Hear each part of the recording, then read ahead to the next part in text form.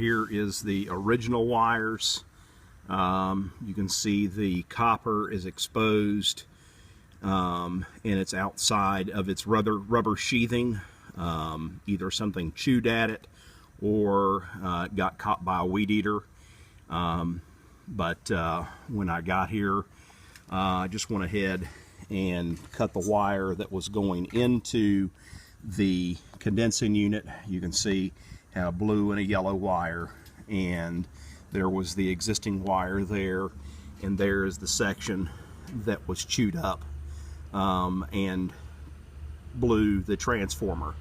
So now the next thing I'm going to do is change the transformer out and add a 3 amp fuse, so that will pop before the transformer does.